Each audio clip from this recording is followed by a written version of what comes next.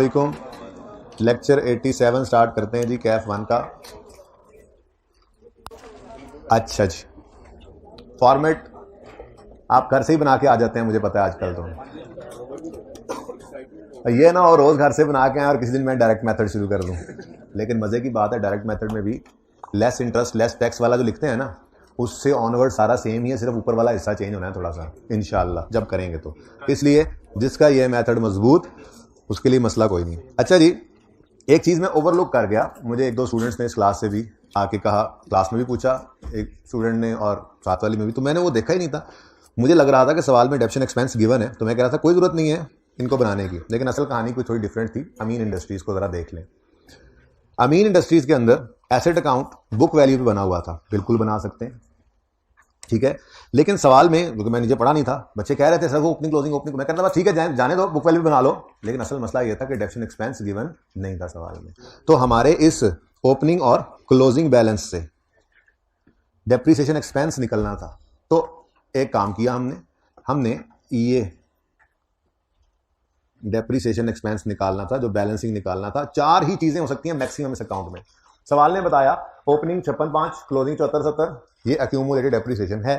फिर सवाल ने बताया, ये अमीन इंडस्ट्रीज है जी, सफा नंबर 623 पे हूं मैं।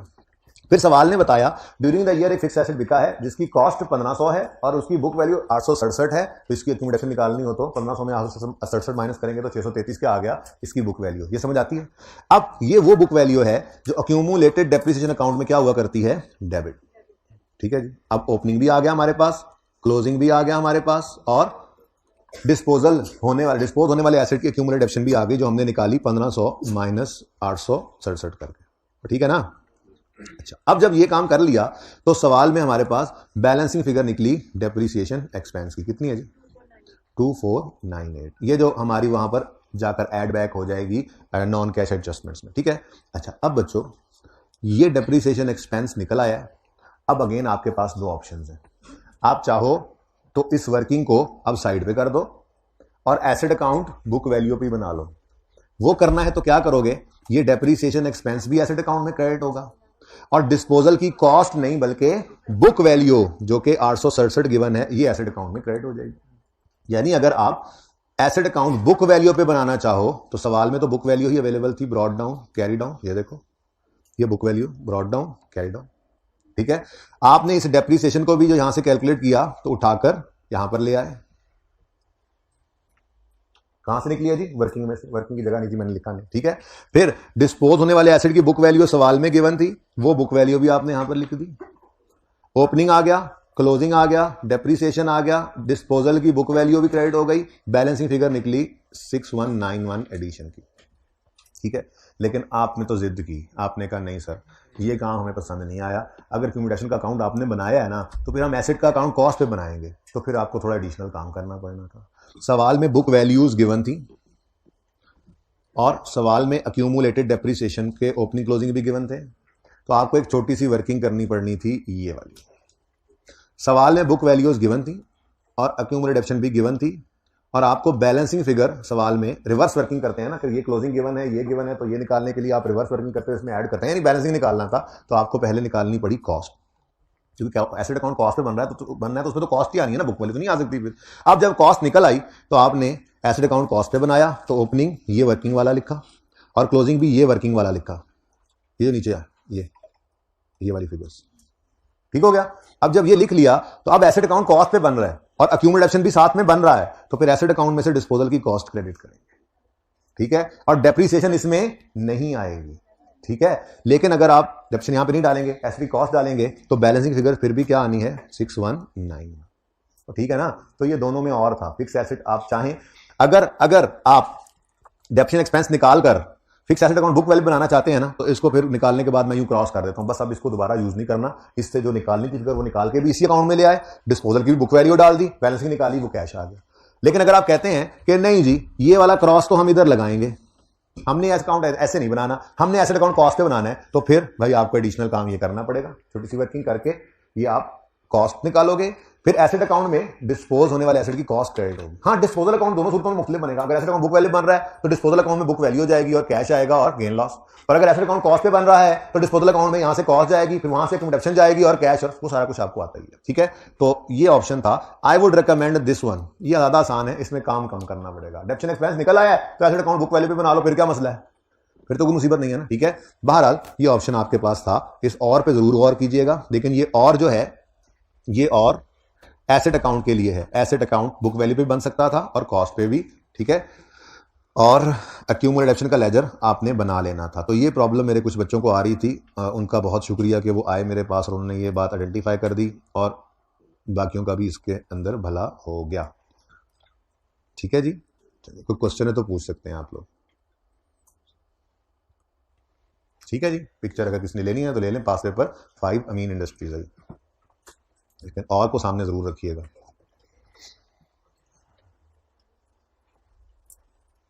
ठीक है बेटा,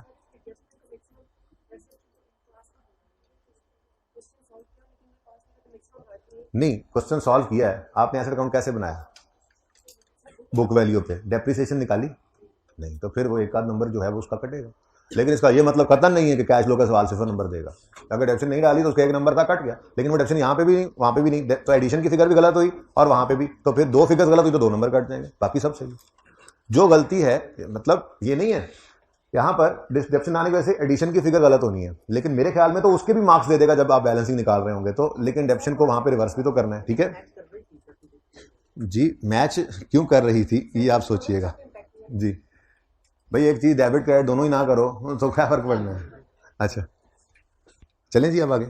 अच्छा जी, फिर हमने बात की थी, एक छोटे से सवाल को बेस बनाया था और मैंने ये बातें भी कर ली थी आपके साथ। किधर गई किधर गई किधर गई किधर गई किधर गई, वो बात किधर गई, वो किधर की बात, वो किधर गई बात, वो मैंने प्रॉफिट एंड लॉस बनाया था यार आपकी क्लास में।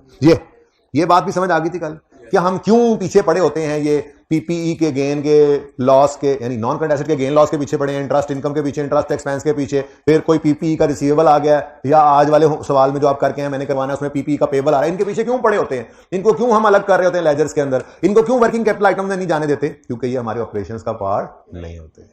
ठीक है ना, तो इसलिए इनको फेस पे प्लस माइनस करके हम दिखा रहे होते हैं। और बाकी सारी चीजें वर्किंग कैपिटल आइटम्स के अंदर, ये सेल से लेके सेलिंग एक्सपेंस तक, ये sale, cost of sale, selling expense, admin expense, ये सारे वर्किंग कैपिटल आइटम की चेंजेस के अंदर ऑटोमेटिकली सही हो जाते हैं। वो छठे दिन नॉर्मली दिया करता हूं लॉजिक, आज देने लगा था लॉजिक, लेकिन फिर मैं एक और तरफ चला गया कि ये 3 सवाल जो हमने किए, टेक्सला, नादिर और आज ड्रम, इन तीनों के अंदर 2 में रिसीवेबल वाली एडजस्टमेंट थी फिक्स एसेट की और आज वाले में पेबल है, तो मैं उसको बताने लग गया इकट्ठा। तो फिर वो टाइम जो लॉजिक देने में 10 मिनट चाहिए थे वो इधर लग गए, वो फिर किसी वक्त कर लेंगे। ठीक है, अच्छा उसके बाद जी हमने ये सवाल कल देखा था आपकी क्लास में, ये बैलेंस शीट मैंने बनाई थी कि उसके सामने ये बैलेंस शीट होगी इस तरह से, तो उसने यूं देखकर कहा होगा ओपनिंग से क्लोजिंग पे आते हुए कम हुआ है 74 से। मैंने कहा था आप चाहो तो आप इसको 174 करना है तो इसको 100 कर लो, इसको 1074 कर लो, इसको 1000 कर लो। बस ये जहन में रखना कि ये जो ओपनिंग से क्लोजिंग की तरफ जो रुख है, इस रुख में कमी हो और 74 की हो। बाकी जो मर्जी फिगर यहां लिखो, मेरी बला से 1 करोड़ रुपया लिख लो, 1 करोड़ 74 और 1 करोड़ लिख लो, मुझे इससे कोई मसला नहीं है। 1 अरब 74 और 1 अरब, मुझे कोई मसला नहीं है। रुख हो ओपनिंग से क्लोजिंग, फिगर हो 74 और डिक्रीज हो, बस ये चाहिए था। तो मैंने कहा था अननेसेसरी अजम्पशंस लेने की बजाय आप क्या किया करो, जीरो ज्यूम कर लिया करो। जो मर्जी फिगर हो, चेंज तो यही आनी है ना अल्टीमेटली। ओके, इस लेजर में मैंने फिर आपको प्रूफ भी किया था, कितने क्या वो लेजर साडा टैक्स वाला, कि आप इसको अगर 128 कर दो, इसको 100 कर दो, तो क्या आपके कैश की फिगर पे कोई असर पड़ना है? आप इसको 1028 कर दो और इसको 1000 कर दो, तो क्या कैश की फिगर पे कोई फर्क पड़ेगा? तो इसलिए कैश फ्लो के टॉपिक में कोई फर्क नहीं पड़ता, हम ओपनिंग क्लोजिंग सिफर सी कर लेते थे। ठीक है ना, तो ये था ना, ठीक। चले, तो इस तरह से मैंने कहा था कि उसके सामने बैलेंस शीट है, हुई होगी, उसने ऐसे किया होगा जी रिसीवेबल 74 से कम हुए, तो रिसीवेबल्स एक एसेट हैं, कम हो तो क्रेडिट 74 से क्रेडिट जी। इन्वेंट्रीज 105 से ओपनिंग से क्लोजिंग कराते हुए 105 से बढ़ी होंगी। इन्वेंट्रीज एसेट हैं तो बढ़ने पे डेबिट, तो 105 डेबिट साइड पे उसने लिख दिया। प्री पेमेंट 6 से कम हुई है, एसेट है, कम हो तो 6 से क्रेडिट। फिर कैश बढ़ा है, कैश बढ़े तो डेबिट 32। फिर एक्रूवल्स कम हुए हैं 15 से, लाइबिलिटी है, लाइबिलिटी कम हो तो डेबिट 15 का डेबिट। ठीक है, फिर 28 से टैक्स पेबल कम हुआ है तो डेबिट उसने लिख दिया था। फिर 90 से कम हुआ है तो डेबिट 90। वो अलग बात है कि बाकी सब हम वर्किंग कैपिटल में ही ले गए थे, लेकिन ये लेजर में वाला आइटम था लेजर में ले गए और ये वर्किंग वन वाला आइटम था वर्किंग वन में। ठीक है, ये सवाल हमने किया था। और जब तक ड्रम वाला सवाल पर्चे में नहीं आया था, ये सवाल करवा के बच्चों को ऐसे ही बताया जाता था, देखो इस तरह से सवाल बन सकता है, अगर कभी बना तो कर लेना। अब अटेम्प्ट आई ड्रम वाली, तो ड्रम बजाते हैं। अब मेरे ड्रम वाली अटेम्प्ट आई, कितने गई, आ गई, ये रही। अब इस सवाल में ना भाई नंबर थे 14, जो अगर सिर्फ इतनी सी बात समझ लग गई ना कि ये चलाना कैसे है, जिन्होंने AB डिविलियर वाला सवाल किया हुआ था, टैक्स वाली बात सुनी हुई थी और रिवीजन में भी उस सवाल को किया था, क्योंकि क्लास के अंदर कोई फजूल चीज तो नहीं करवाई जाती कि आप रिवीजन में कहो ये सवाल छोड़ो यार, दफा करो, नहीं, कोई वजह होती है तो क्लास में करवाया जाता है ना। तो जिन्होंने ये काम किया हुआ था उनको सिर्फ ये समझने की देर लगनी थी कि इसमें लेजर्स कैसे बनाने हैं, बाकी तो सारा सवाल सेम था। जिनको समझ लग गई उनकी रोजी लगी थी और जिनको नहीं लगी थी उनका रोजा। तो खैर हाथ पांव मारे होंगे, उनको भी समझ आई गई होगी। खैर चलते हैं, अब सवाल शुरू करते हैं। Junior accountant of drum limited has prepared for, ये जूनियर अकाउंटेंट जब कोई चीज बना देना बड़ी गड़बड़ होती है। पीआरसी में तो अब वो पूरा बीआरएस था नहीं, जो पहले इंट्रो में बच्चे ना बीआरएस, जब इंट्रो का पेपर भी वो रिटर्न होता था, एमसीक्यू बेस नहीं होता था, ठीक है, सीबी बेस नहीं होता था, तो उसमें बीआरएस का भी पूरा सवाल आता था। तो उसमें कुछ सवाल ऐसे थे जिसके अंदर अकाउंटेंट बीआरएस बना देता था जूनियर वाला, तो हमें फिर क्या कहते थे, ये उसने बीआरएस बनाई है, आप जरा सही वाली बना लें, मतलब उसने सही नहीं बनाई होती थी, ठीक है। वो अलग बात है कि पीआरसी में अब हैं तो वही पास पेपर उन्होंने तोड़ के एमसीक्यूज बनाए हैं, कुछ नए एमसीक्यूज भी हैं, लेकिन पास पेपर सारे वहां पे पड़े हैं एमसीक्यूज में, ऑलमोस्ट जितने काफी मैंने देखे जब मेरी नजर पड़ी। एनीवेज, जब भी जूनियर अकाउंटेंट कुछ काम करता है ना, तो वो बस अपनी समझ के हिसाब से कर लेता है, तो फिर तो सही करना पड़ता है, ठीक है ना। तो ये जूनियर अकाउंटेंट ने कोई कैश फ्लो बनाई है जी, लेकिन उसमें उसने सारी चीजें ही इंक्रीज करके डिफरेंट एक्टिविटीज में डाल दी हैं। और फिर आगे वो कहता है, अब वो क्या रहा है, जूनियर अकाउंटेंट इन्फॉर्म्ड यू, उसने आपको बताया है, that he has taken the difference of opening and closing balances of each balance sheet item. Important thing is, ये तसल्ली की बात थी कि उसने हर बैलेंस शीट आइटम को ले जरूर लिया है, यानी कि कंप्लीटनेस इंश्योर हो गई कि जो है वो यही है। वो कह रहा है मैंने हर बैलेंस शीट आइटम के ओपनिंग क्लोजिंग का डिफरेंस लिया है, और आगे वो कह रहा है और उसको मैंने ऑपरेटिंग, इन्वेस्टिंग, फाइनेंसिंग वगैरह जो है वो कर दिया है। फिर आगे कहता है, he further informed that the statement is tied up with cash balances appearing in balance sheet, ठीक है जी। यानी ये जो बैलेंसेस हैं ये इसने ओपनिंग क्लोजिंग नहीं बताए थे, ठीक है ना, ये सॉरी ये डिफरेंस नहीं बताया था, ये उसने कैश ओपनिंग और क्लोजिंग ही बताया हुआ था, और वो कह रहा है ये कैश ही बैलेंस शीट में पड़ा हुआ है। तो पता नहीं उसने जो जुगाड़ भी लगाया, जैसे भी किया, उसने बैलेंस शीट कैश फ्लो अपने हिसाब से टैली की हुई है, उसने ओपनिंग ऐड किया तो क्लोजिंग आ गया उसका भी, ओके। खैर मसला क्या आया, मसला ये आया कि उसने कुछ चीजें इग्नोर की हुई हैं, जिसमें डेप्रिसिएशन है, वेरी सिंपल एडजस्टमेंट, जिसमें इक्विपमेंट खरीदा है, बेचा है, सिंपल एडजस्टमेंट है। प्रोविजन है, देखेंगे क्या करना है। डिविडेंड पेड, ये नई चीज है और इसका उसूल भी लिखवा दिया है। फिर इंटरेस्ट एक्सपेंस और टैक्स एक्सपेंस दिया हुआ है। फिर ट्रेड एंड अदर पेएबल्स में एक पेएबल पड़ा है जो पीपीई से रिलेट करता है, ठीक है जी। तो ट्रेड अदर पेएबल्स कहाँ है भाई, ये पड़े हैं, इनको नंबर 6 एडजस्टमेंट है, नंबर 6 ये हिट कर रही है। तो ठीक है, एडजस्टमेंट्स की तरफ बाद में आएंगे, पहले हम अपनी मामूल की कार्रवाई कर लेते हैं, ठीक है। पर्चा जब कर रहे होंगे, कैश फ्लो का सवाल आएगा तो सवाल को 2 दफा पढ़ना है कम से कम, और सवाल को पढ़ना कहां से कहां तक है ये याद रखना। सवाल को पढ़ना है इस क्वेश्चन के क्यू से इस ब्रैकेट तक। अब यहां तो अटेम्प्ट लिखी हुई है, लेकिन पर्चे के अंदर नॉर्मली ब्रैकेट में कुछ ना कुछ इंफॉर्मेशन एंड पे लिखी होती है, यानी हर चीज आपने पढ़नी है सवाल में 2 दफा कम से कम। जब पढ़ लिया तो फिर आपको पता लगा रिक्वायरमेंट में क्या लिखा हुआ था, कैश फ्लो बनाओ, हाँ वही मेथड जो हम करते हैं।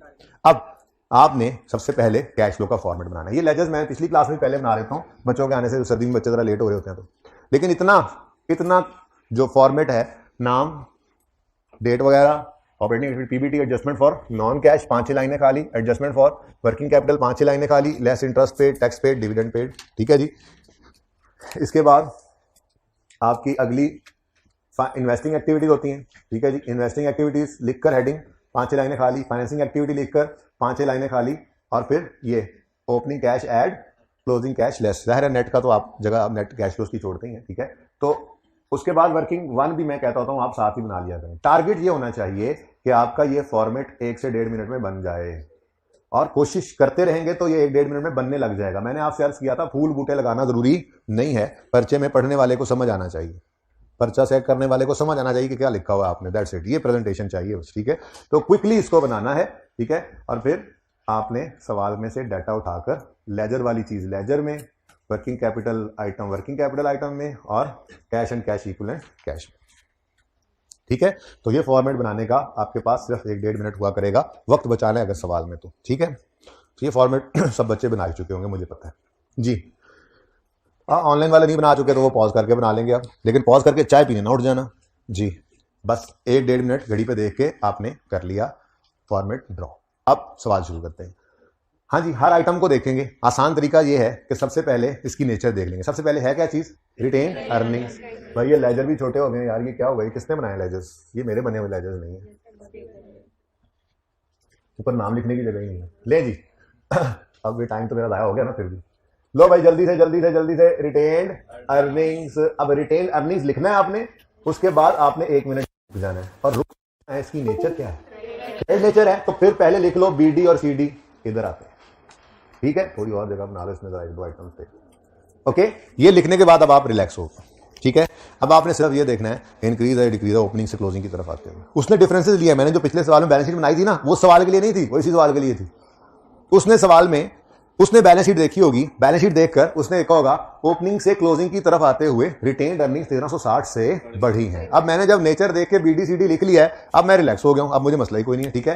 तो ओपनिंग से क्लोजिंग की तरफ आते हुए बढ़ी है, तो मैं कह सकता हूं कि कितना बढ़ी के 0 से 1360 तक पहुंच गए। आपने 1000 लिखना है तो यहां पर 2360 लिख लेना, लेकिन जरूरत नहीं है, ठीक है? ऐसे किया था घर पे। कितने बच्चे सवाल को अटेम्प्ट करके आए हुए? हाइब्रिड वाले भी हाथ खड़ा किया करें, वो बैठे रहते हैं जैसे उनके लिए बात ही नहीं। हाइब्रिड में कोई नहीं हाइब्रिड बॉयज कौन कौन अटेम्प्ट करके आया है? हाइब्रिड गर्ल्स कौन कौन अटेम्प्ट करके आया है? बॉयज हालात खराब लग रहे हैं आपके।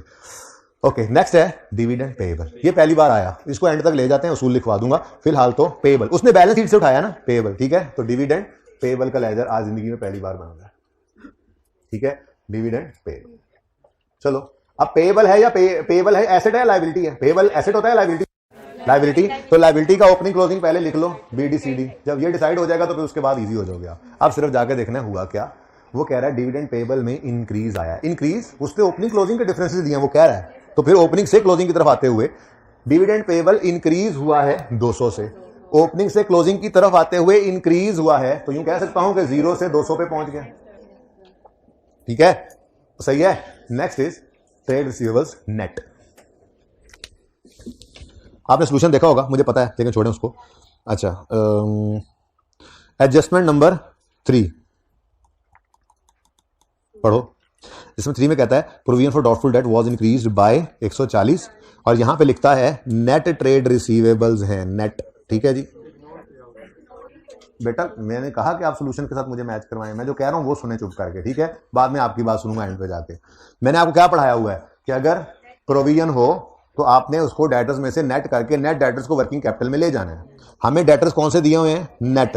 तो फिर प्रोविजन की कोई जरूरत ही नहीं थी, इसको सांप के हवाले कर दिया था, ठीक है जी? हाँ, ओके। नेक्स्ट एंड पे ना जब वो रूल बताऊंगा ना, तो दोनों ऑप्शन, ये ऑप्शन होते हैं बेसिकली, प्रोविजन अलग ले लो, ग्रॉस डेटर्स अलग ले लो, या नेट डेटर्स ले लो, तो फिर जो पसंद आएगा वो कर लेना, ठीक है? अच्छा, वो IK वाला सोल्यूशन है, उसने दोनों अलग अलग रखे हैं, कोई बात नहीं, हमारे सवाल के ऊपर कोई असर नहीं पड़ना, वो नेट में वही आंसर आना है, छोड़े इस बात को जी। तो अब नेट, ये एडजस्टमेंट गई, और नेट डेटर्स, नेट डेटर्स कहां जाएंगे? डेटर्स वर्किंग कैपिटल में, और इनमें क्या आ रहा है? इंक्रीज। तो यहां पे आके हमने लिखा क्या नाम लिखा हुआ है? Trade receivable, trade receivables, trade receivables net वाले हैं, ठीक है जी? बढ़ रहे हैं, कम हो रहे हैं? बढ़ रहे हैं, डेबिट। तो इंपैक्ट कैश का क्रेडिट कितने से? 100, ठीक है जी? Next.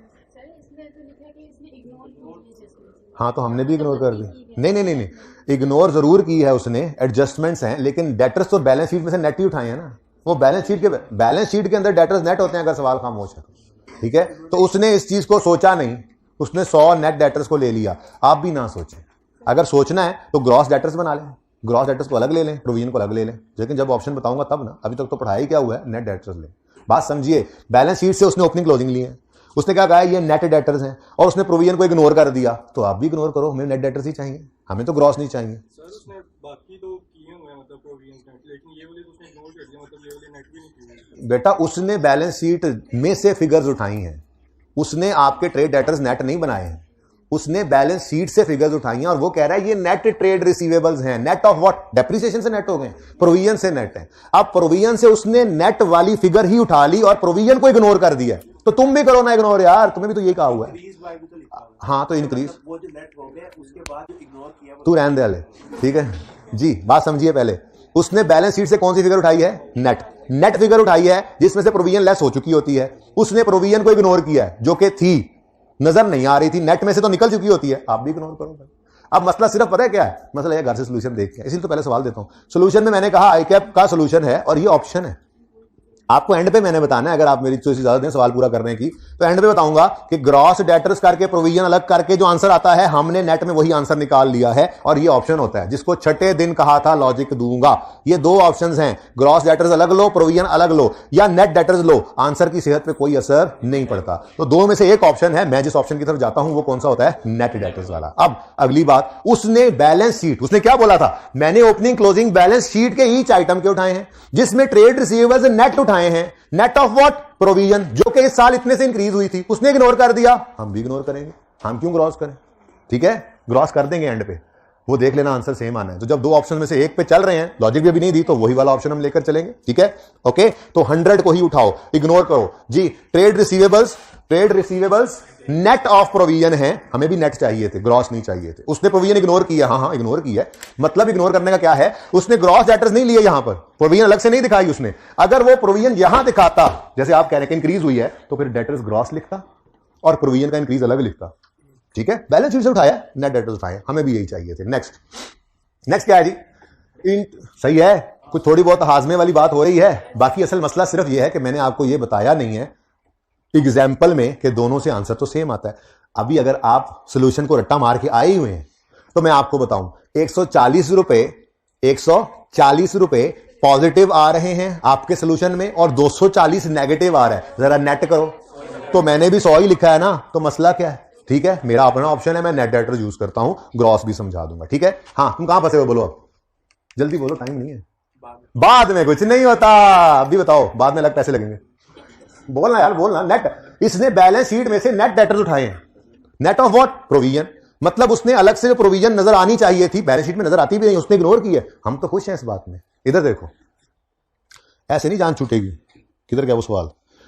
13वां Nadir, trade receivables net है, प्रोविजन मेंटेन होती है, हमने इग्नोर किया, उसने भी इग्नोर किया। उसने भी नेट ट्रेड डेटर्स उठाए थे, हमने भी नेट उठाए बैलेंस शीट से। तो कोई फर्क है इन दोनों बातों में? तो कल नहीं सीते आज ही क्यों है? सोल्यूशन में लिखा हुआ है। इसलिए कभी भी लॉजिक ना बना के लाया करो, अपनी लॉजिक पे मजबूत रहा करो। ओके, वैसे दोनों ठीक है, लेकिन मैंने दूसरा बताया नहीं हुआ अभी आपको। अभी तक तो एक पक्का कर रहे हैं, पक्का सीमेंट प्लस्तर। उसके बाद फिर जब ऑप्शन आएगा तो ऑप्शन का कोई मसला नहीं होता, फिर आप दोनों ऑप्शन में कंफर्टेबल हो जाएंगे। हाँ, जो दिल करेगा वो करेंगे। ठीक है जी, बोले जी, बोले। दोनों ऑप्शन है जी, बोले। 50 अगला हो गया, अगला चले 50 से इंक्रीज हुआ है इंटरेस्ट एक्रूड। एक्रूड मतलब करके लिखो पेएबल, इंटरेस्ट पेएबल।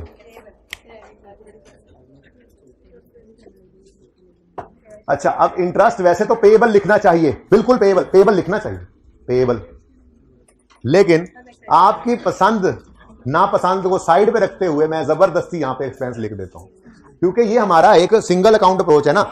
उसूली तौर पे सिर्फ इंटरेस्ट लिखना चाहिए, इसी में ही एक्सपेंस, इसी में ही कैश, इसी में ही पेएबल प्रीपेड आता है। लेकिन मैंने आपके लिए एक्सपेंस लिखा हुआ है सिर्फ इसलिए ताकि आप लोग एक्सपेंस और कैश वाली फिगर सही तरफ लिख सकें। ठीक है, अब इसको छोड़ो और बताओ, इंटरेस्ट पेएबल है या प्रीपेड है? सवाल में पेएबल लायबिलिटी होता है, तो लायबिलिटी का ओपनिंग और क्लोजिंग यहां पर आता है। आप सुकून से आके देख लो, 50 रुपए से इंक्रीज हुई है ये लायबिलिटी, ओपनिंग से क्लोजिंग की तरफ आते हुए बढ़ी है, तो ओपनिंग 0, क्लोजिंग 50। नेक्स्ट, चलो जी, एक उड़ गया। Next, land and building ledger बनेगा, लैंड एंड बिल्डिंग का लेजर बनेगा।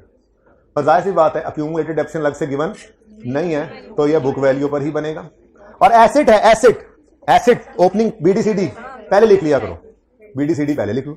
आप सुकून से जाके देखो हुआ क्या। उसके साइनों पे गए ना तो साइन हो जाओगे, उसके साइन नहीं देखने। ठीक है, उसके साइन, हमें इंक्रीज डिक्रीज उसने लिख के दे दिया, सुकून मारो, अपना काम करो।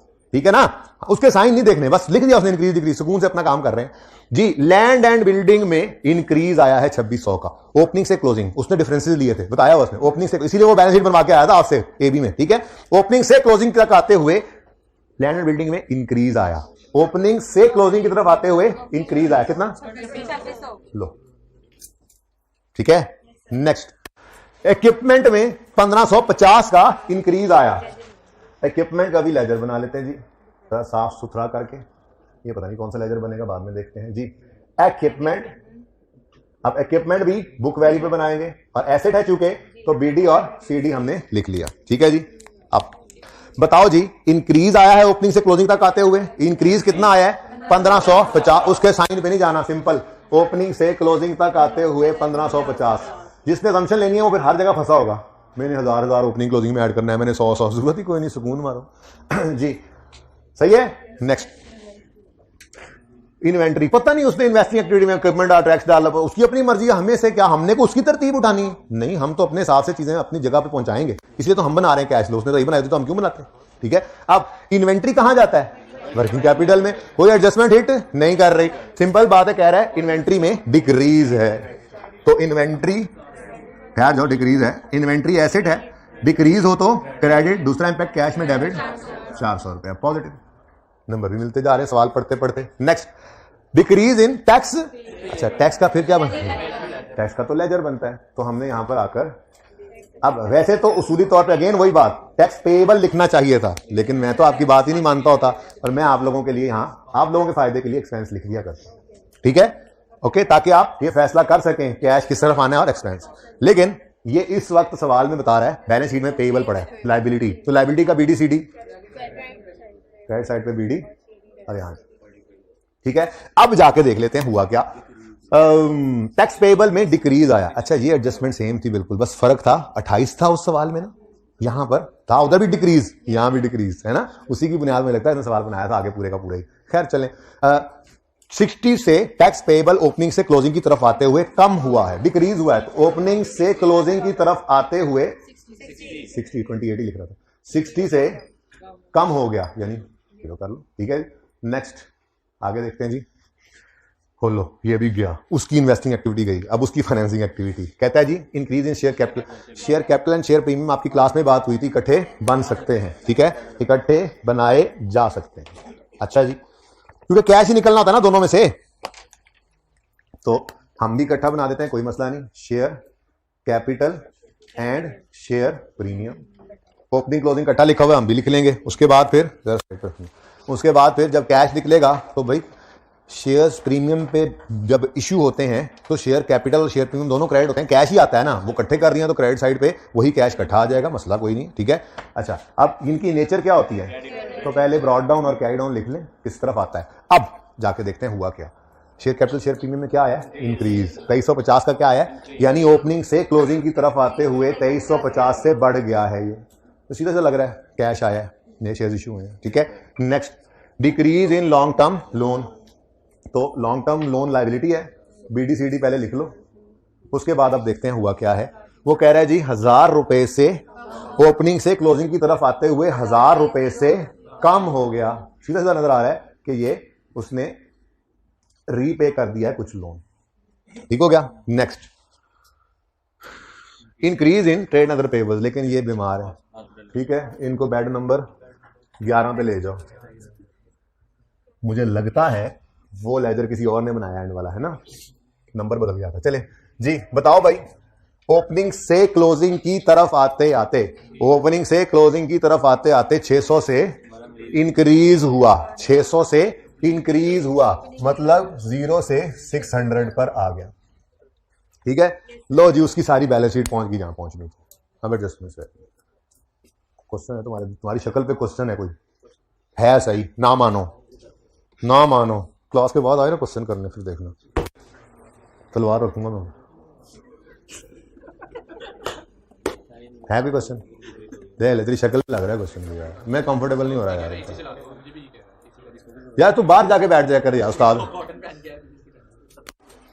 जी। बेटा अच्छा यार, उसकी ना ग्रिल ऊपर करवा दें, 26 पे करवा दें, इतना की बंद हो सकता है बेटा, करवा दें, फौरन करवा दें। अच्छा जी, बैलेंस शीट हमने सारी पहुंचा दी जैसे भी उसने दी हुई थी। अब एडजस्टमेंट की तरफ चलते हैं। Adjustment number 1। अब सवाल ना 10 मिनट का है वैसे तो, लेकिन मैंने लगाना है को आधा घंटा, ऐसे ही खामखा ऐसे ही लंबा करना है, टाइम भी तो पास करना है ना बच्चों। आज आप लोगों को रिलैक्स डे रखा हुआ है आपका, ताकि इस टॉपिक में आप रिलैक्स हो लें। 2 होमवर्क में दिए पास पेपर, ये ना कहना होमवर्क में रिलैक्स नहीं हो सकते, क्लास वर्क में रिलैक्स है। मैंने कोई नया नहीं करवाना ज्यादा। अच्छा, ये कल वाला काम है, आज दोबारा कर रहे हैं, जरा पक्का कर रहे हैं जी। डेप्रिसिएशन ऑन बिल्डिंग, और बातें नहीं यार, और बातें नहीं, और ये पहले एक लगा हुआ है, इधर दूसरा भी लगा देना मैंने, सनी प्लास्ट। वैसे ही अच्छा लगे ताकि एक जैसे हो जाए, स्पॉइलर। अच्छा, डेप्शन on building and equipment was 480 and 810 respectively. Depreciation कितनी थी? 480 और 880। अच्छा सॉरी 810, लेकिन फौरन ये नंबर ले लो, कहीं भूल ना जाना। प्रॉफिट जो भी आएगा उस तक आते आते लेस हो चुका होगा, डेप्शन एक्सपेंस को ऐड कर दो। 480 जमा 810 1290। हाँ क्वेश्चन मार्क भी है अभी तक, तो एडजस्टमेंट हो भी गई ये नंबर मुफ्त के, तो आसान मुश्किल मिली जुली होती हैं। लो जी, number 2, during the year an equipment costing 560 having book value of 310 was sold for 440। Disposal है भाई, डिस्पोजल वाले। अब भाई एंड वालों जरा बताओ, अगर इतना का लेजर सिर्फ बने, नजर आ रहा है सही? अब भाई एंड वाले देख ले यार, हाइब्रिड वालों को मसला नहीं होता उनका ना, प्रोजेक्टर की वजह से वो सही जा रहा होता है। आप बता दो एंड वाले सही है। ये मैंने डिस्पोजल अकाउंट बनाना है। अच्छा, अब जब एसेट अकाउंट बुक वैल्यू बन रहा है तो कॉस्ट नहीं चाहिए हमें, ठीक है, हमें चाहिए बुक वैल्यू। 310 बिका है 440। ऐसी वर्किंग तो बड़े होकर जबानी भी कर लेंगे आप।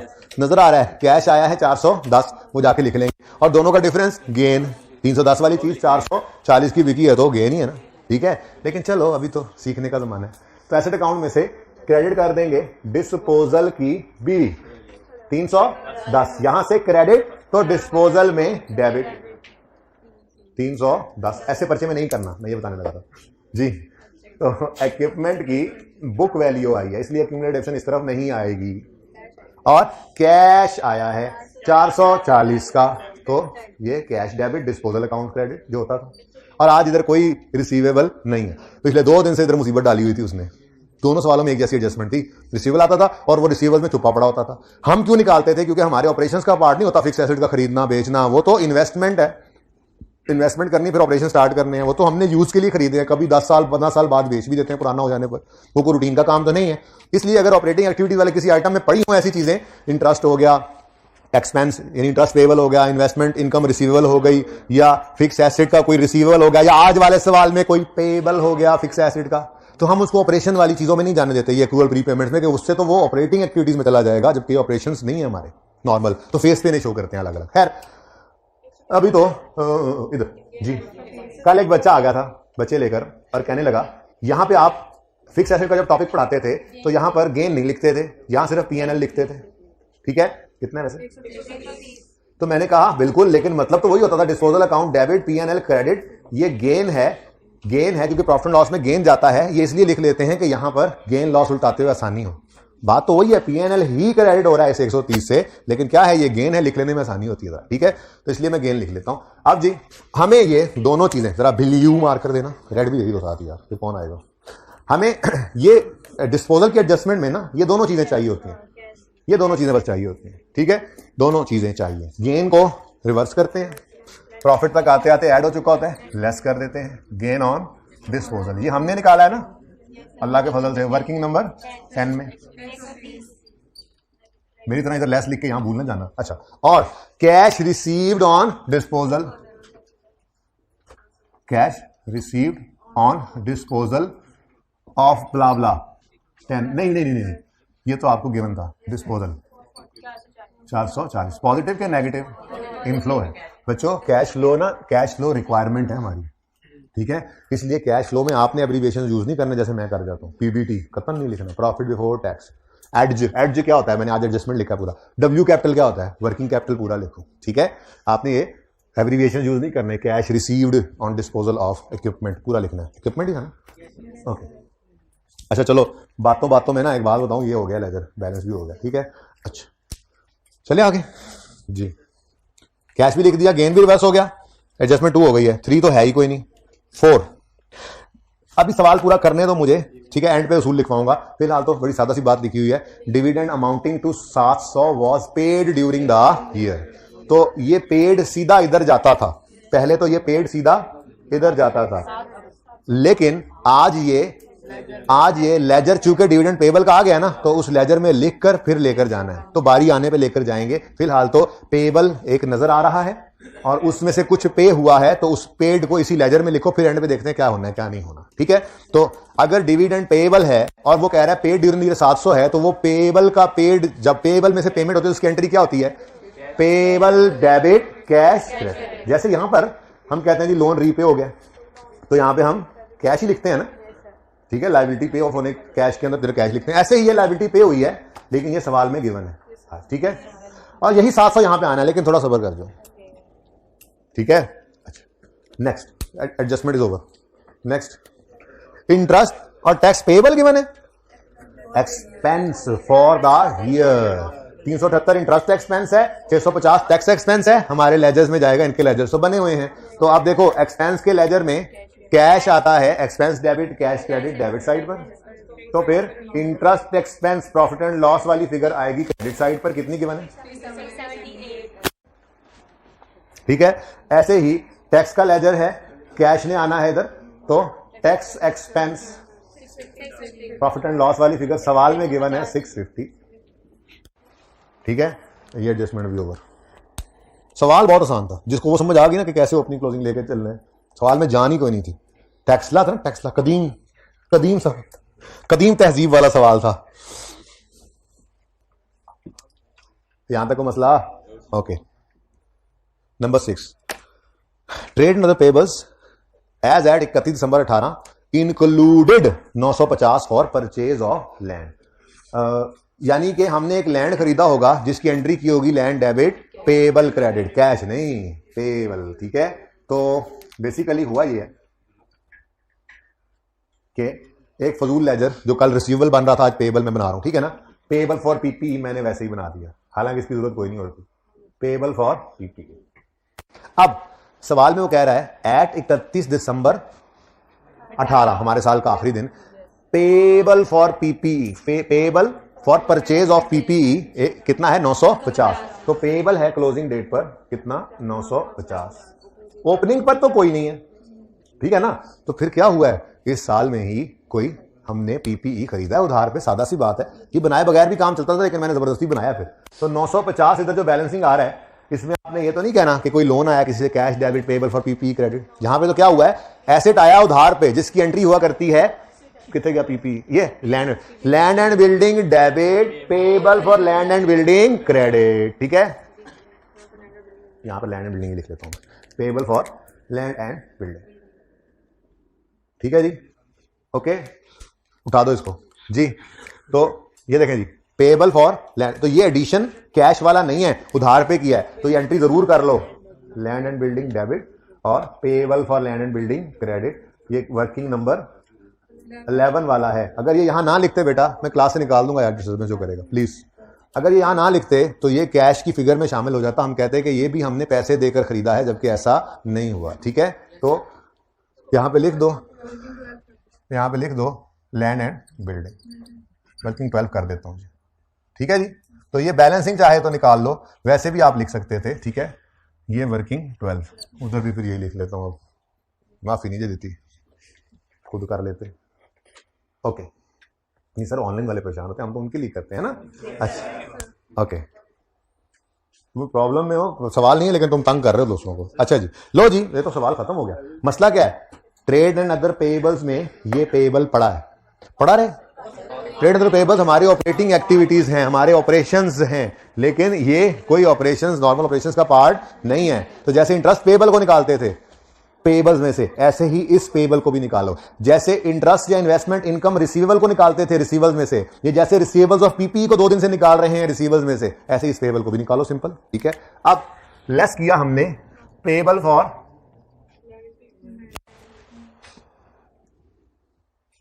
लास्ट वार्निंग है भाई, इधर वालों की, आवाज वालों की लास्ट वार्निंग है, payable for land and building जी। ओपनिंग कोई नहीं था, क्लोजिंग 950 नेगेटिव करना है हमने। अब एक मसला आया, 350 नेगेटिव हो गया। तो पहले जरा इसी से गुजारा करते हैं, फिर मैं एक अल्टरनेटिव आपको देता हूं, लेकिन यही ठीक है जो आप कह रहे थे, मतलब जो आपने देख लिया, आगे भी अल्टरनेटिव भी देख लेंगे समझाने के लिए। अब इधर देखो, वो तो कह रहा था ओपनिंग से क्लोजिंग तक 600 का इंक्रीज है, मतलब मे बी उसकी जो बैलेंस शीट पड़ी हो, मिसाल के तौर पे उसकी बैलेंस शीट के अंदर ऐसे लिखा हो 1000 और 1600, ऐसे ही ट्रेड एंड अदर पेएबल्स। ये उसने कहा होगा जी 600 से क्या हो गए हैं इंक्रीज, 600 क्या हो गए इंक्रीज। हमने एक एडजस्टमेंट की जिससे क्या नजर आ रहा है ओपनिंग से क्लोजिंग की तरफ जाते हुए डिक्रीज हो गया। मैं कहता हूं जरा एक दफा इससे भी कर डालो, ओपनिंग से क्लोजिंग की तरफ जाते हैं ना तो इंक्रीज की बजाय क्या दिखा दो decrease. Trade and other payables working number 11 में, और ये कम हो रहे हैं यानी लायबिलिटी कम हो तो डेबिट, इंपैक्ट कैश पर क्रेडिट 350 नेगेटिव। लो अब ये बात में थोड़ी सी हजम नहीं हो रही थी, नहीं मुझे नहीं हुई, ठीक है। तो मैं जरा इसको एक और तरीके से भी समझाता हूं, ठीक है। आपको ये अज्यूम कर लो, ऐसे ही अज्यूम कर लो कि जी एज पर क्वेश्चन जो है वो लेट से ओपनिंग 1000 था और क्लोजिंग 1600। ये भी तो वही बात है ना जो उसने कही हुई है 600 से डिक्रीज आया, यानी मैंने इतनी फिगर ले लिया यहां पर दोनों जगह कि वो 950 से ज्यादा हो ताकि 950 का इंपैक्ट निकल जाए। अगर ये 1950 हो तो मैं यहां 2000 और 2600 लिख लेता, यही अगर 2950 हो तो मैं यहां 3000 और 3, मतलब ऐसे ही मैंने 1000 दोनों तरफ ऐड कर दिया। अब अगर ये सिचुएशन लिख लें तो अब लेस करने से payable for land and building 0 और 950, तो यहां पर आया 1000 और यहां पर आया 650। तो गौर फरमाएं तो ओपनिंग से क्लोजिंग तक आते हुए एडजस्टमेंट की वजह से 350 का डिक्रीज ही है। तो वो इतना लंबा काम करके अज्यूम करने की बजाय थोड़ा सा अगर अकल इस्तेमाल करते तो सिंपल सी बात थी, 0 से 600 का इंक्रीज था, अगर 0 से 350 का डिक्रीज आ रहा था वो डिक्रीज लिख लो। लेकिन जिसको ये पसंद ना आए वो ये कर ले, ठीक है, मर्जी आप लोगों की। लें जी जी जी जी बेटा, ये बैलेंस शीट के अंदर सारे पेएबल वही हैं जो क्रेडिट हुए थे। सवाल कहां से आया जी? ये सारे पेएबल जो बैलेंस शीट में हमारे पड़े थे ये सारे ही क्रेडिट हुए हैं, ठीक है ना। लेकिन ये ट्रेड एंड अदर पेएबल्स में हम कह रहे हैं ऑपरेशंस वाले पार्ट के ट्रेड एंड अदर पेएबल्स पड़े रहे, जो बाकी चीजें हैं जैसे इंटरेस्ट पेएबल होता इसमें पड़ा हुआ, या जैसे लैंड बिल्डिंग का पेएबल है उसको निकाल दो। तो हमने सिर्फ इसको निकाल कर इधर लिख लिया है, ये वही काम किया, इसको यहां से निकाल के लेजर बनाया। जैसे इंटरेस्ट पेएबल को निकाल के लेजर बनाते थे, जैसे इंटरेस्ट रिसीवेबल को निकाल के लेजर बनाया था 13 वाले सवाल में क्वालिटी एंटरप्राइजेस, जैसे पिछले 2 दिन से सवाल कर रहे हैं यहां से फिगर निकाल के पीपीई के रिसीवेबल का लेजर अलग बनाते हैं, वही काम किया हुआ। Got it? ओके, अच्छा जी सवाल खत्म है, अब बस बैलेंसिंग है। सवाल तो खत्म हो गया, देख लो आगे। रिक्वायरमेंट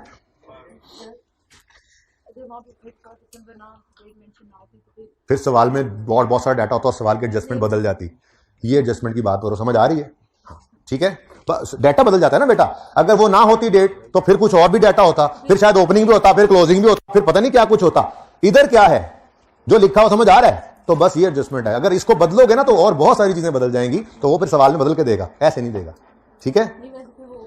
वैसे मैं कह रहा हूं ये सवाल में सिर्फ ओपनिंग 0 है, क्लोजिंग 950 है, ठीक है। बस ये सवाल ऐसे ही है। अगर इस सवाल को बदलोगे तो बहुत सारी चीजें और भी बदलेंगी जो कि मैं बिल्कुल नहीं बदल रहा। सवाल जब बदलेगा तो वो भी ऐसे ही हो जाएगा सवाल आपसे जैसे ये हो रहे हैं, हर चीज उसी हिसाब से देगा। ये मत अज्यूम किया करें किसी एक वेरिएबल को छेड़कर कि ये हट जाए तो क्या होगा भाई, फिर बहुत कुछ होगा। तो सवाल वो सारा कुछ बदल के देगा अगर वो हटाएगा चीज तो फिर उस हिसाब से जब सवाल करोगे तो वो भी ऐसे ही हो जाया करेगा जैसे ये हो रहे हैं, ठीक है। तो ये समझ आ रहा है? ओके जी।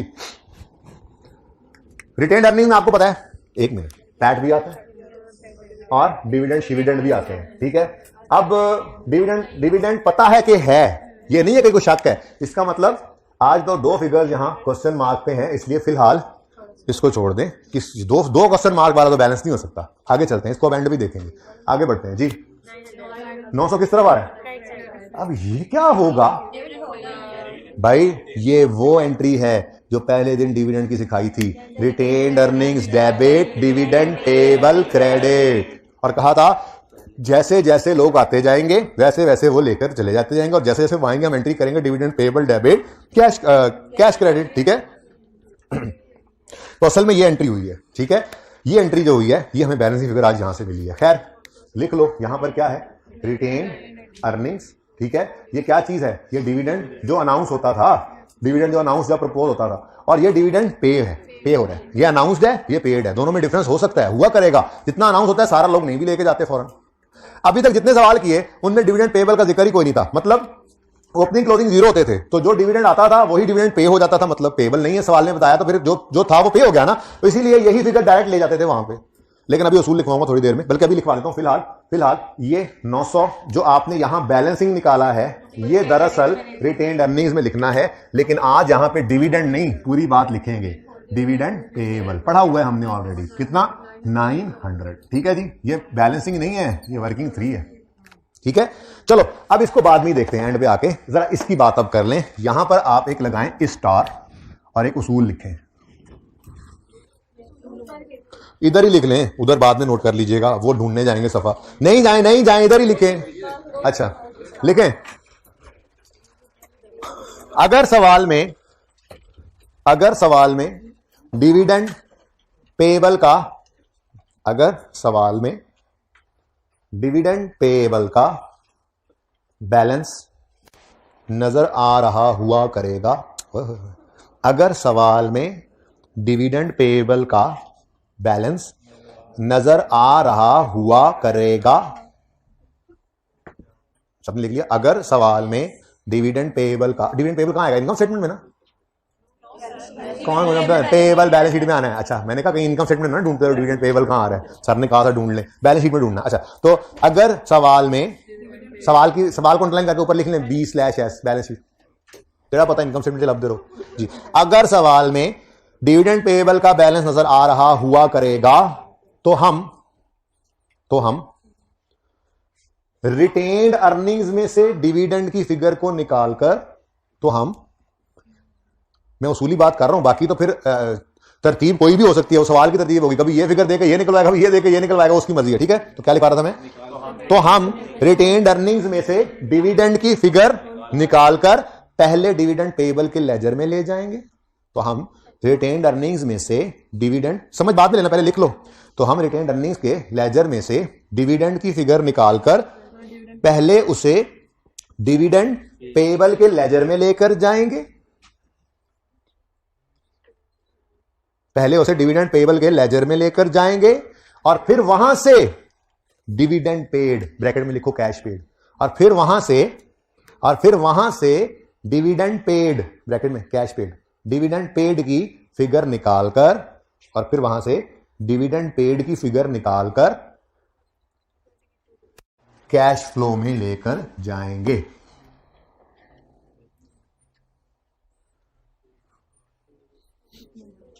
जी दिखा दे रजिस्टर, ठहर जा, मुझे खुद भूल गया क्या लिखवाया। अगर इतनी लंबी बात होगी, असल में बात ऐसी ही लिखवा दी है, कोई लिखवाने वाली बात थी, जबानी बताने वाली बात थी, लेकिन मैंने कहा चलो लिख लें, आज टाइम बड़ा खुला डला है ना। अगर सवाल में डिविडेंड पेएबल का बैलेंस नजर आ रहा हो बैलेंस शीट में, तो हम रिटेन्ड अर्निंग्स में से डिविडेंड की फिगर को निकालकर पहले उसे डिविडेंड पेएबल के लेजर में ले जाएंगे और फिर वहां से डिविडेंड पेड की फिगर निकालकर कैश फ्लो में ले जाएंगे। ठीक है जी, अब जरा सुनो इधर, असल में हो क्या रहा था? असल में ये जो डिविडेंड आता था ना, ये डिविडेंड ऐसे सीधा डायरेक्ट इधर आता था, ठीक है, लेकिन इसलिए आता था कि डिविडेंड पेएबल सवालों में गिवन नहीं होता। बैलेंस शीट देखते आए, पेएबल्स लायबिलिटीज में कहीं डिविडेंड पेएबल का कोई जिक्र नहीं होता था। मतलब क्या है? मतलब ओपनिंग क्लोजिंग में कोई पेएबल नहीं है, तो अगर आप 900 को इधर ले भी आते थे तो वहां से बैलेंसिंग 900 ही निकलकर उधर चला जाता था, ओपनिंग क्लोजिंग तो सिफर था, इसलिए मैंने इसका जिक्र ही नहीं किया था। बात समझे हो? लेकिन अगर डिविडेंड पेएबल का लेजर सवाल में नजर आ गया तो फिर ये 900 निकलकर पहले आया करेगा इधर, फिर यहां से निकलेगी ये फिगर और फिर यहां से जाएगी ये फिगर यहां पर, बाईपास डायरेक्ट। जब पेएबल नहीं था, पेएबल आ गया तो ये यहां से यहां पे आएगा, यहां से फिर ये निकलेगा, ये निकल के वहां जाएगा। लेकिन ये तो मैंने वैसे एक आइडियल सिनेरियो बताया, जरूरी नहीं है कि पहले ये फिगर निकलकर इधर आए और फिर ये फिगर निकलकर उधर जाए। आज के सवाल में देख लो, पहले उसने, लेकिन आपको तरतीब पता होनी चाहिए कि रिटेन्ड अर्निंग्स के लेजर में डिविडेंड पेएबल आता है जबकि कैश फ्लो में डिविडेंड पेड आता है। और आज पहली दफा इन दोनों में फर्क आया क्योंकि डिविडेंड पेएबल का बैलेंस आ गया था, इसलिए लंबी कहानी लिखवाई। ठीक है ना, आज तक डिविडेंड पेएबल नहीं आ रहा था तो मैंने कहा ना ओपनिंग क्लोजिंग समझो जीरो है, ये भी जीरो था, ये भी जीरो था, तो जो 900 आता वही 900 जाता, तो हम डायरेक्ट ही ले जाते थे बारो बार नैरो नैर है जी, बारो बार नैरो नैर। और अब क्या हुआ? डिविडेंड पेएबल आ गया। तो फिर उसूली तरीका, ये वही तरीका जो पहले दिन एंट्री सिखाई थी डिविडेंड की, कि डिविडेंड की एंट्री होती है retained earnings debit dividend payable credit, और फिर जैसे जैसे लोग आते रहते हैं वो पैसे लेके जाते रहते हैं, एंट्री करते हैं dividend payable debit cash credit, payable debit cash credit and so on. ठीक है, तो भाई याद रहेगा। अब अगर सवाल में डिविडेंड पेएबल नहीं है जिक्र तो सुकून मारो, जो रिटेन्ड अर्निंग में डिविडेंड आएगा वही डिविडेंड कैश फ्लो में आएगा।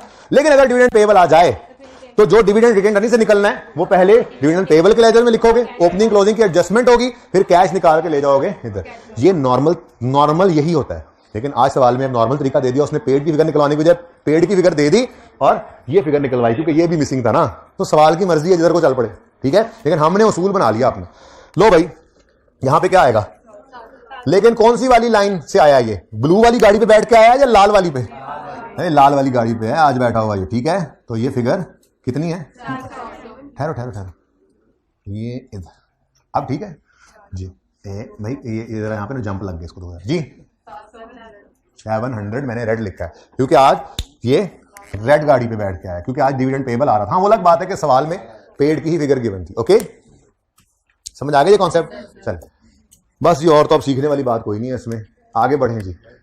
जाओ भाई जाओ, तुम जाओ जाओ, निकल जाओ यहां से। कैश 328। हाँ जी, एक्सपेंस को रिवर्स करेंगे, कैश को रिकॉर्ड, क्योंकि ये भी नॉन कैश नॉन ऑपरेशंस है ना हमारे, इंटरेस्ट वगैरह देना। तो ये पैड तक पीबीटी तक आते आते लेस हो चुका है, ऐड कर देंगे इंटरेस्ट एक्सपेंस, बस सवाल में गिवन था 378 ऐड हो गया।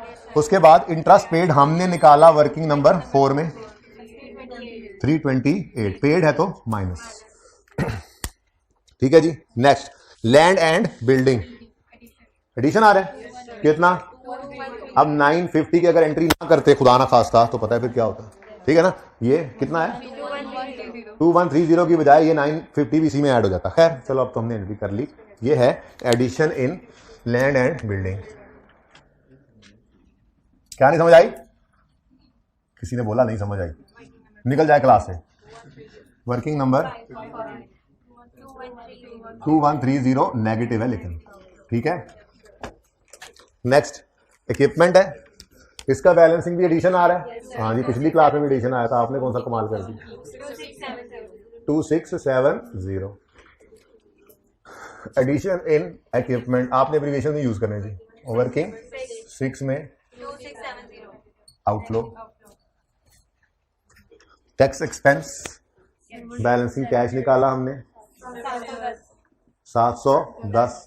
ये टैक्स पेड है, टैक्स एक्सपेंस ऊपर ऐड बैक करेंगे, क्यों नहीं करेंगे, ठीक है पीबीटी से स्टार्ट किया है, लेकिन टैक्स पेड हम माइनस करेंगे वर्किंग 7 कितना 710। भाई आप जरा इधर से होके आते 710, ठीक है।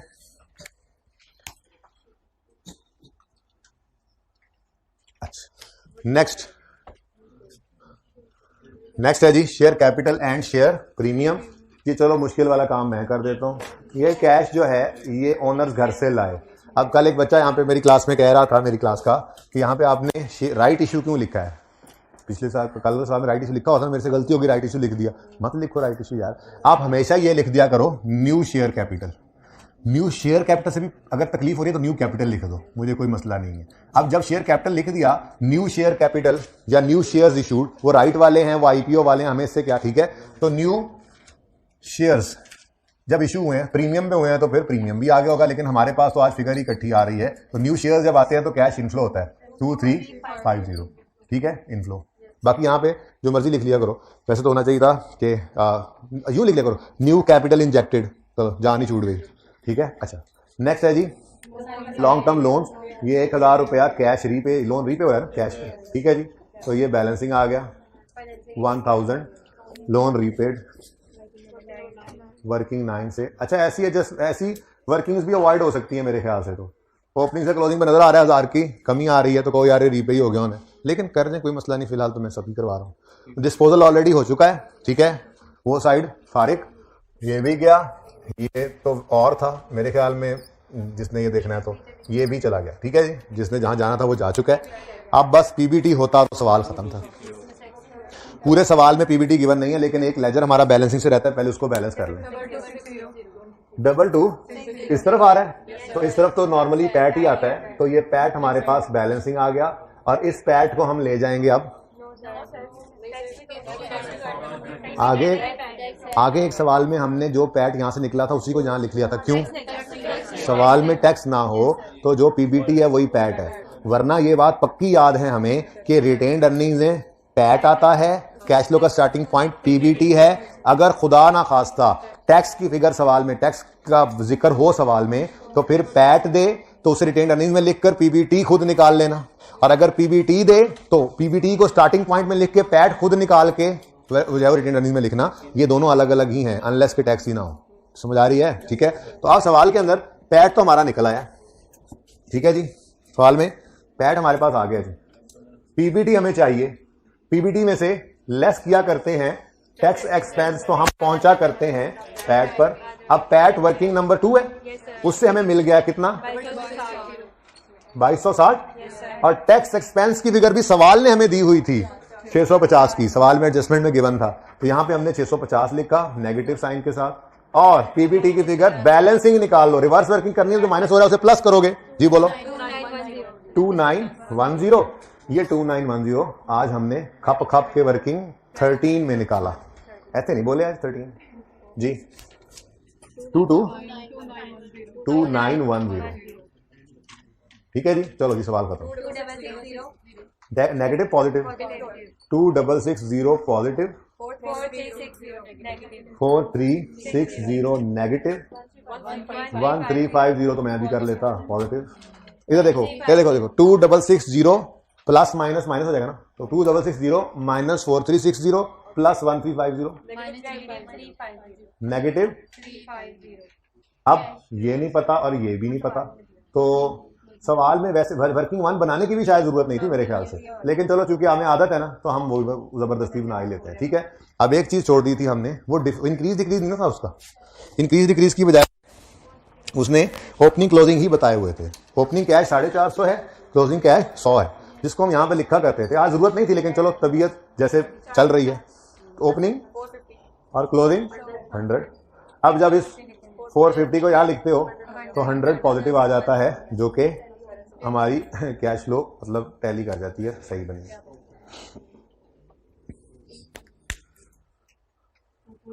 ठीक है जी।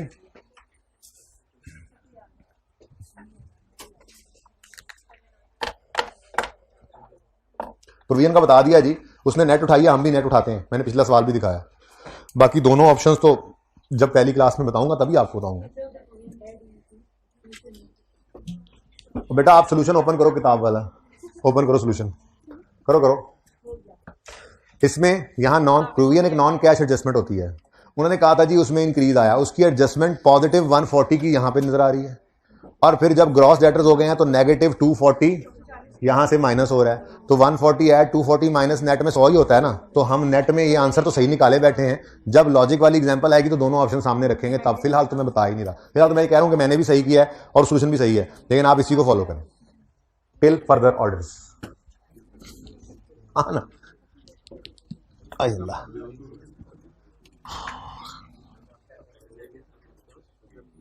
ना यार, तुम्हें आज क्या हो गया। अच्छा जी 15 तो है दूसरे मेथड का, 16 हम करेंगे जब वो लॉजिक से एक तो दे लूंगा। देखो लॉजिक से इतनी गैर अहम नहीं है, इसलिए तो देनी है। देखो एक दफा 8 नंबर का सवाल उन्हीं लॉजिक शॉजिक्स के ऊपर आया, जिसमें से कोई 2-3 आप अभी भी आंसर कर सकते हैं। Briefly answer the query raised by Faraz ऐसे लोग का ये सवाल आया था इस टाइम में, तो कभी कभी ऐसा भी हो जाता है। अच्छा जी 17 होमवर्क में है, हो गया है ये। 18 होमवर्क में है सोगवार लिमिटेड, पेज नंबर 631 पे सोगवार लिमिटेड, सोगवारो सैगुआरो लिमिटेड है सर, जैगुआरो है। अच्छा जी हो जाएगा ये सवाल इंशाल्लाह आपसे। बाकी आपको ये पता ही है, पिक्चर बना रहे हैं, जल्दी बनाएं हाइब्रिड वालों, आपके वैसे कैमरा रुका हुआ है उनका, ऑनलाइन वालों का भी और आप लोगों का भी। ये पिक्चर कौन बना रहा है जरा मुझे बताओ ना, मतलब हाथ लगा देना इधर स्क्रीन में, मुझे बताएं कौन बना रहा है पिक्चर। उसको पूछे ना भाई पिक्चर ही बना रहा है। ये बॉयज वाली क्लास में था मसला, यार जल्दी पिक्चर बनाया करो भाई, ऐसे ना क्या करो यार, ऑनलाइन वाले तो पॉज करके पिक्चर बना लेते हैं। अच्छा बच्चों एडजस्टमेंट जाहिर है तंग कर ही देती हैं, ऐसी बात नहीं है कि एडजस्टमेंट तंग नहीं करेंगी, हो सकता है कोई ना कोई एडजस्टमेंट तंग करे, लेकिन बेटा देखें मैंने आपको संडे जब आ गया था, अल्लाह माफ़ करे, तो आपको अमीन इंडस्ट्रीज भी दे दिया था, आपको नादिर भी और टेक्सला भी, लेकिन क्या उसके बाद मैंने उनको किया नहीं था। अमीन तो इस काबिल नहीं था कि पूरा सवाल करवाता, उसमें भी जो बात निकली मैंने कर ली, हमने दोनों सवालों का जूस निकाल लिया था, ठीक है। फिर मैंने आपको कल होमवर्क में ड्रम वाला सवाल दिया था, आज पूरी क्लास उसी के ऊपर लगाई है। कल वैसे तो मैं मूव कर सकता हूँ डायरेक्ट मेथड पे, लेकिन हो सकता है कल भी मैं आपको मजीद इसी के ऊपर रोकूं, ताकि आप खुद कहें सर प्लीज़ इस मेथड की बस कर दें, हमें आ गई है समझ, आगे चले। तो उसके बाद फिर डायरेक्ट मेथड जो है वो वैसे तो एक दिन में समझ आ जाता है, तो उसके ऊपर फिर एक आध दिन और प्रैक्टिस कर लेता है बंदा। यहाँ पे सवाल भी पास पेपर्स के पढ़े हुए हैं, 1 दिन 2 दिन, ठीक है। लेकिन बात यह है कि मुझे कोई जल्दी नहीं है, मुझे तो आप लोगों का फीडबैक जो लाइव मिल रहा था उसी से मेरी स्पीड चलती है, आगे जाना है नहीं जाना वो जब तक कंफर्टेबल नहीं होंगे हम नहीं जाएंगे। लेकिन यही है टॉपिक अब आपके सामने, मतलब मुश्किल सवाल हमने कर लिया है ना, टेक्सला वाला सवाल किया, उसके बाद फिर अब देखो अब ये सवाल कितने आसान लग रहे हैं। तो आप आगे भी देखेंगे इंशाल्लाह 60-70% सवाल आपसे होने लग गए हैं और ये निशानी होती है उस टॉपिक के अंदर। तो मैंने कहा था कि बस पहले 2 दिन मुश्किल है, मैंने तो वैसे 3 दिन कहा था एहतियातन, उसके बाद आप रिलैक्स फील करोगे और आप ऑलरेडी रिलैक्स फील कर रहे हो। हर सवाल कैश फ्लो का ऐसे ही करते हैं जैसे पहला किया, ठीक है, और पासिंग मार्क्स इसके अंदर हैं। तो इंशाल्लाह आप पास पेपर 18 सेगुआरो लिमिटेड करके आएंगे और पास पेपर 19 डाल लिमिटेड। डाल ये एक छोटा सा सवाल है, इसके अंदर प्लीज इसके अंदर ना आपको एक एडजस्टमेंट थोड़ा सा तंग करेगी, बस वो आपने ध्यान से देखनी है। शायद प्रॉफिट की बजाय लॉस आ रहा है, थोड़ा सा उसको देखने में थोड़ा मसला आता है, बाकी कोई नहीं है सवाल में इतनी जान, ठीक है, ये आप इंशाल्लाह कर लेंगे। ये 2 सवाल हैं, ठीक है, ये 2 आपने ट्राई करने हैं। अब अगली बात ये है जी हमारा पास पेपर 17। ये सबसे पहले हमने किया था टेक्सला, ठीक है। आपने ना बस एडजस्टमेंट्स ओपन करनी है, ये शफकत करनी है। मैं वैसे 7 ही एडजस्टमेंट पढ़ी हुई है 630 सफे पे, लेकिन मैं एडजस्टमेंट्स की बजाय इस तरफ वाली वर्किंग दिखाने में इंटरेस्टेड हूं इस वक्त, ठीक है जी। पास पेपर 17 की एडजस्टमेंट 3, इसमें क्या हुआ था, एक एसेट बिका था और उसके बिकने पर जो पैसे आए थे वो सारे रिसीव नहीं हुए थे, कुछ रिसीवेबल रह गया था, ठीक है, बिल्कुल आज टेबल की तरह से। तो हमने कहा था जी disposal account credit, cash debit नहीं हुआ 3 रुपए से, बल्कि रिसीवेबल डेबिट हो गया, ठीक है। तो फिर उसने कैसे बताया था, उसने ऐसे बताया था ड्यूरिंग द ईयर ये बिका है जिसमें से अभी स्टिल आउटस्टैंडिंग, ऐसा लिखा हुआ था 3 में, ये इज स्टिल आउटस्टैंडिंग। तो आप क्लोजिंग लिखना चाहो क्लोजिंग लिख लो, जैसे मैंने आज किया। आपको नहीं सर हम तो अब क्लोजिंग लिखेंगे, हम तो क्लोजिंग लिखेंगे 3 और डिस्पोजल वाली फिगर बैलेंसिंग निकालेंगे। तो ऐसे कर लो यार, मुझे क्या मसला है। लेकिन अब इसकी डबल एंट्री हो गई है, ये ब्लू कलर, क्या रिसीवेबल 3 से डेबिट है तो डिस्पोजल 3 से क्रेडिट है, बिल्कुल आज वाले सवाल जैसा किया हमने, ठीक है, और डन। अब फिर हमने कहा था यार ये रिसीवेबल है, ओपनिंग में 0 क्लोजिंग में 3, ठीक है, तो ये रिसीवेबल तो सवाल में कहीं गालिबन हमें नजर नहीं आया था, कि नजर आया था, नहीं आया था, और उसने भी नहीं बताया था, लेकिन हम तो तैयार हैं इस वर्स्ट केस सिनेरियो के लिए भी, ठीक है, ठीक है। हमने कहा था जी अच्छा इसका मतलब ये फिर अदर रिसीवेबल्स में पड़ा है, याद है ऊपर लिखा भी था। हमने कहा था यार इसको इसमें से निकाल दो, क्योंकि अदर रिसीवेबल्स में तो वो सारी चीजें पड़ी होती हैं जो हमारे ऑपरेशंस का, नॉर्मल ऑपरेशंस का पार्ट होती हैं। ये एक एबनॉर्मल टाइप इवेंट होता है, कभी कभार फिक्स एसेट का बेच देना, कई साल में एक आध दफा होता है। अभी ऐसा नहीं देखते कि कोई फैक्ट्री चल रही है तो वो फैक्ट्री रोज अपना प्लांट बेची जा रही है और रोज खरीदी जा रही है, बड़ा मुश्किल काम होता है, प्लांट इंस्टॉल करना, काम चलाना, सब कुछ रुक जाता है। तो ये कभी कभार होने वाला काम होता है। तो हमने कहा यार इसको ना इस रिसीवेबल में से निकाल दो, तो इस रिसीवेबल में से हमने लेस कर दिया पीपीई वाले रिसीवेबल को, नॉर्मल रिसीवेबल जो रूटीन के थे उनमें से उसको लेस करके समझो उसका लेजर बना लिया। अलग बात है लेजर जरा पहले बन गया था, लेकिन बात वही है जैसे पहले ने सिखाई थी, इसको यहां से निकालो और लेजर में ले जाओ। देखो लेजर आ रहा है, यहां से निकल गया। अब ये बेड नंबर जिसपे भी सही हुआ था, ये सही वाली फिगर को उठाकर ले गए थे हम वर्किंग कैपिटल चेंजेस में, ये था टेक्सला। फिर हमने अमीन वो क्या कहते हैं, ये मैंने पिछली क्लास में नोट किया जल्दी जल्दी आपके लिए, पास पेपर 13 किया, जिसके अंदर हमने बिल्कुल ऐसी ही एडजस्टमेंट देखी, जिसमें उसने कहा 4800 रुपया का बिका है, जिसमें से 1800 अभी भी आउटस्टैंडिंग है। क्योंकि बिका है तो ये रिसीवेबल था, बिल्कुल सेम वही काम किया, ठीक है। मैं कहता हूं जी कि आप कह रहे हैं कि जी हम ना इस एडजस्टमेंट को ऐसे लेकर चलना चाह रहे हैं कि जी क्लोजिंग उसने कहा कि अभी तक स्टिल रिसीवेबल है, तो भाई मैंने कहा ठीक है ये बैलेंसिंग निकाल लो। ये बैलेंसिंग निकालोगे तो डबल एंट्री ये बन जाएगी, रिसीवेबल डेबिट डिस्पोजल क्रेडिट। तो 4800 में से फिर 1800 रिसीवेबल है, तो बाकी 3000 हमने कैश में डाला था, याद है, यहां पे मैंने ब्रैकेट में लिखा भी था 4800 माइनस 1800। ओके हो गया। अब ये तो कहानी हो गई खत्म। अगली बात, ये रिसीवेबल जैसे यहां पर हुआ था अभी थोड़ी देर पहले, कितना गया, इनको इकट्ठा भी कर देते लेकिन इकट्ठा रहने ही नहीं करें। ये रिसीवेबल और ओपनिंग क्लोजिंग हमने नॉर्मल रिसीवेबल में से बाहर निकाला था, बिल्कुल ऐसे ही हमने कल इस सवाल में भी किया था। इस सवाल में भी यही किया था, हमने कहा था जी ये ओपनिंग में 0 का रिसीवेबल है, क्लोजिंग में 1800 का रिसीवेबल है। ये रिसीवेबल जो है ये देखो भला, ये सवाल में फेस पे कहीं बता रहा है कि ये पड़ा है, बोलो, सवाल में फेस पे नहीं बता रहा। तो हमने कहा था फिर अज्यूम करेंगे ये कहां पड़ा है, अदर रिसीवेबल्स। हमने कहा था यार इसमें तो नॉर्मल ऑपरेशंस वाले आइटम्स जाते हैं, ये अगर कहीं चला गया तो गड़बड़ कर रहा है। तो एज पर क्वेश्चन वाले रिसीवेबल्स में से हमने इस ब्लू को माइनस कर दिया था, और ये वही बात बन रही है, इसको यहां से निकालो लेजर में ले जाओ, लेजर बना हुआ है, यहां से निकल गया। अब जो पाक साफ बेड नंबर 10 पे फिगर बनी थी वो ये बनी थी, और हमने इसको वर्किंग कैपिटल में हम ले गए थे। ये 2 एडजस्टमेंट्स वो हैं जो हमने पिछले कुछ दिनों में, परसों और कल में की थी। आज यही सारा काम था, तकरीबन, लेकिन पेएबल के पॉइंट ऑफ व्यू से आ गया। अब एसेट बेचें तो पेएबल तो कुछ नहीं ना आता, तो इसलिए उसको एसेट आज खरीदवाना पड़ा। ये जो अभी आपके बोर्ड के उस तरफ एडजस्टमेंट की है, मैं इसको भी यहां लिखना चाहूंगा जी। डिस्पोजल का अकाउंट में दोबारा, डिस्पोजल नहीं आज तो एडिशन बनेगा, ठीक है। तो मैं पीपीई लिख रहा हूं जरा ऐसे ही, मुझे पता है कि वो लैंड एंड बिल्डिंग है, लेकिन मैं पीपीई लिख रहा हूं थोड़ी सी, ठीक है ना, क्योंकि जनरल हो जाएगी ना अब ये एडजस्टमेंट, ठीक है। अब इसमें मुझे पता है आपने ब्रॉड डाउन भी उठा लिया है, कैरी डाउन भी कर लिया, सारे काम आपने कर लिए, आपने डेप्रिसिएशन भी कर लिया, आपने डिस्पोजल भी, अगर कोई है था इसमें नहीं था, डिस्पोजल होता डिस्पोजल भी कर लेते। फिलहाल मेरा कंसर्न क्या है, फिलहाल मेरा कंसर्न यह है कि सवाल ने बताया इंक्लूडेड है 31 दिसंबर 18 में ट्रेड पेबल में 950 फॉर परचेज ऑफ पीपीई। तो हमने कहा अच्छा पेबल फॉर पीपीई है, जैसे रिसीवेबल फॉर पीपीई लिख रहा था मैं, वैसे ही पेबल फॉर, एकदम से आप कंफर्टेबल फील करेंगे। ऐसी एडजस्टमेंट ही टेक्निकल होती है उसके मामले में भी। 3 सवालों में आप अलग अलग इस जैसी एडजस्टमेंट जो भी देगा आप कर लोगे, तो ऐसी ही होती है तैयारी। अब और किसको कहते हैं तैयारी। तो पेबल फॉर पीपीई में वो कह रहा है क्लोजिंग में 950 रिसीवेबल है, ओपनिंग में कोई नहीं है, फिर इसका मतलब है, वरना बता देता वो भी है। अब बैलेंसिंग 950 आप कहते हो जी हमने तो ये निकालना है। अब ये क्या है, वो कह रहा है ये पीपीई का पेबल है। हमने कहा अच्छा इसका मतलब इसके अगेंस्ट कैश नहीं आया, पेबल आया, तो ये डबल एंट्री हमने पास कर ली, पेबल और ये एंट्री लिख लिया यहां पर पीपीई। अब ये वो ग्रीन वाली एंट्री बन गई, ठीक है, नॉन कैश ग्रीन वाली एंट्री। ये नॉन कैश एंट्री को मैं ग्रीन कह रहा हूं, सॉरी ब्लू टाइप, ठीक है ना, फरोजी टाइप। ये जो फरोजी टाइप एंट्री है ये नॉन कैश है। यही फरोजी टाइप एंट्री थोड़ी देर पहले इधर भी दिखाई थी, नॉन कैश। आज पेबल वाले पॉइंट ऑफ व्यू से है, लेकिन है तो ये वही नॉन कैश। ये सही तेज चल नहीं रहा, तेज से नहीं आता वापस, चलें कोई बात नहीं, ये नॉन कैश है, डन। अब उसके बाद ये लेजर तो हो गया टैली, और इसमें आपने बाकी कुछ चीजें लिखकर इसको भी आपने कर लिया टैली। हमारा तो उससे कोई सरोकार भी नहीं है पीपीई के अकाउंट से, ठीक है ना। हमारा इस मकसद अब कहां पे आ गया, फंस गई बात कि जी ये जो ट्रेड एंड अदर पेबल्स है ना, सवाल ने वैसे ओपनिंग क्लोजिंग नहीं दिए हुए, लेकिन चलो उनका इंक्रीज डिक्रीज दिया था हमने, उसी से ही बना लिया थे ओपनिंग क्लोजिंग, ठीक है ना। बहरहाल ये ट्रेड एंड पेबल्स जो गिवन है एज पर क्वेश्चन, मैं जरा वो 1600 और 1000 वाले उठा रहा हूं, जरा ज्यादा बेहतर समझ आ जाएगी ना उससे, बाकी तो समझ दूसरी तरह से भी आई हुई है, ठीक है ना।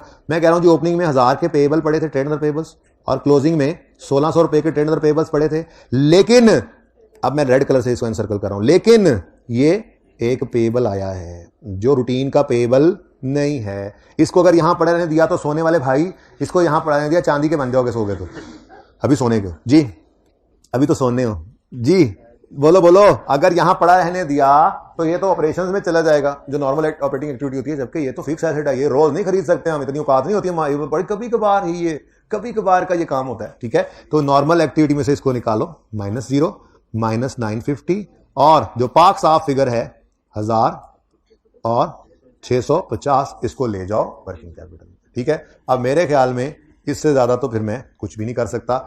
ये आपकी 3 मुख्तलिफ सवालों में एडजस्टमेंट है, 2 रिसीवेबल के पॉइंट ऑफ व्यू से थी और 1 पेएबल के पॉइंट ऑफ व्यू से। ये रिसीवेबल, ठीक है, एक साथ कर दूं, ये दोनों एक साथ कर दूं, इसको इधर ले आते हैं फिर।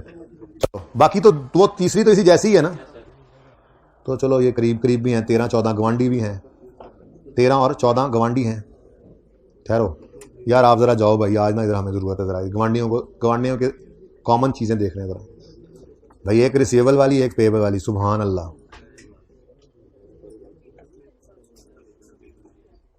लो भाई, पास पेपर 13 की एडजस्टमेंट 2 नजर आ रही होगी कैमरे में, और पास पेपर 14 की एडजस्टमेंट 6, एक में रिसीवेबल है दूसरे में पेएबल है।